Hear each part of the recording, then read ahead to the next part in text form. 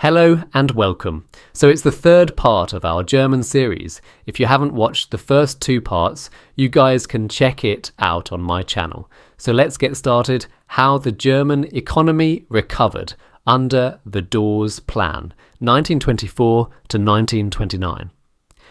After years of chaos, humiliation, and unbearable suffering following the Treaty of Versailles, Germany in 1923 stood on the brink of total collapse. Hyperinflation had shredded the very fabric of society.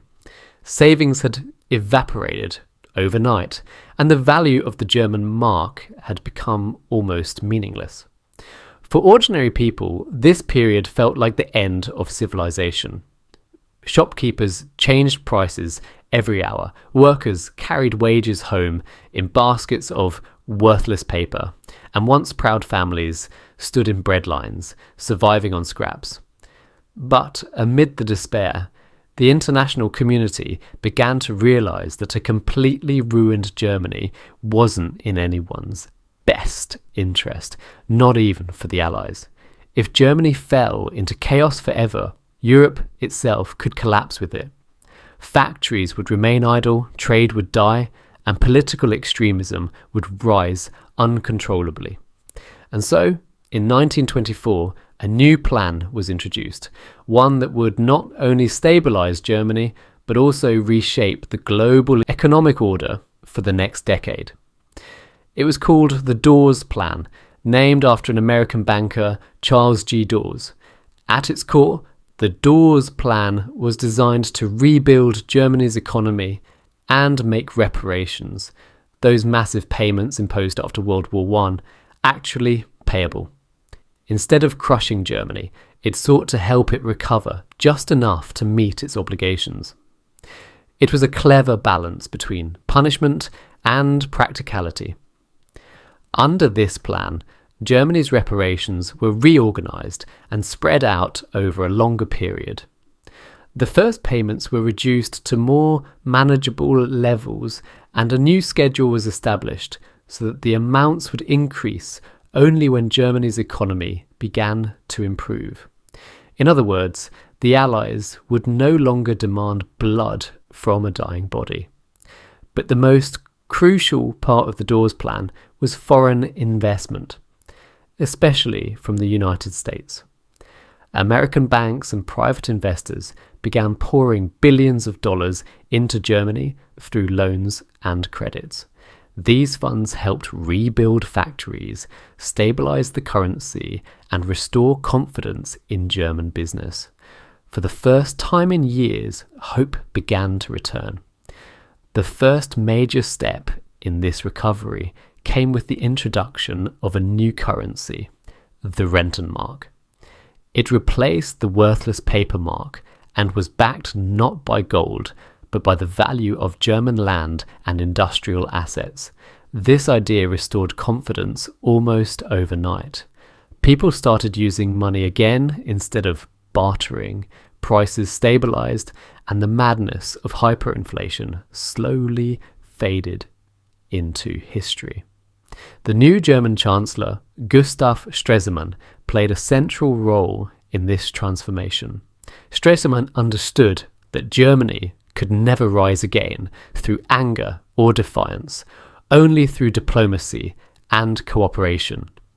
He worked tirelessly to convince the Allies that Germany was willing to fulfill its obligations if given a fair chance to rebuild.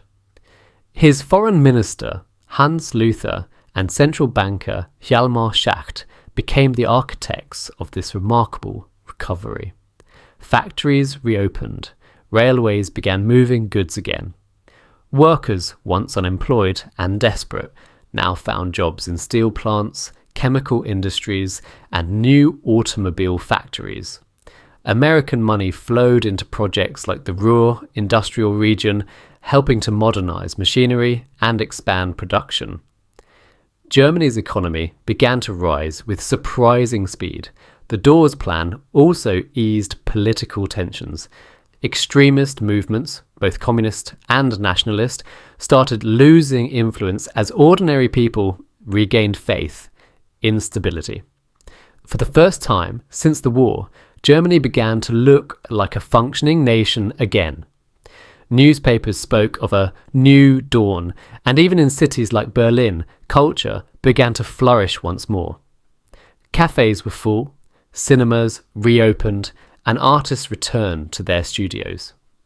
The period that followed, often called the golden years of the Weimar Republic, was a time of cautious optimism. Between 1924 and 1929, Germany experienced economic growth, increased exports, and a sense of normalcy that had seemed impossible only a few years earlier. Of course, this recovery was not without its risks. Much of Germany's newfound prosperity was built on foreign loans, especially from American banks. In essence, Germany was living on borrowed time, literally. But in the mid-1920s, few want to think about that. The focus was on progress, confidence, and the illusion of lasting peace. Stresemann continued his diplomatic work on the international stage. In 1925, he signed the Locarno Treaties, which marked a turning point in European relations. For the first time since the war, Germany, France, and Belgium agreed to respect their borders, while Britain and Italy acted as guarantors. This brought Germany a step closer to equality with other European powers, and even earned Stresemann and France's foreign minister, Aristide Briand, the Nobel Peace Prize in 1926. A year later, Germany joined the League of Nations, a powerful symbol that it was once again part of the international community. Investors around the world saw this as a sign of trust, and even more foreign capital flowed into German banks and industries. Between 1924 and 1929, Germany's industrial production nearly doubled. Unemployment dropped, wages increased, and living standards improved. Berlin became one of the most vibrant and modern cities in Europe, a place where art, science, and industry thrived side by side. But beneath the surface, the foundations of this recovery were fragile. The economy depended heavily on the flow of American loans, and if that flow ever stopped, the entire structure could collapse overnight. Still, few imagined such a disaster could ever happen. By 1929, Germany looked like a country reborn. From the ashes of inflation and despair, it had built a modern, stable, and productive society. The Dawes Plan seemed to have worked brilliantly. It had turned chaos into order, weakness into strength, and hopelessness into confidence. But this success was deceptive, a calm before the storm. The prosperity of the Dawes years would not last forever. When the US stock market crashed later that same year, the flow of money that had kept Germany alive suddenly stopped. What followed was another devastating collapse, one that would destroy the fragile peace of Europe and set the stage for the darkest chapter in human history.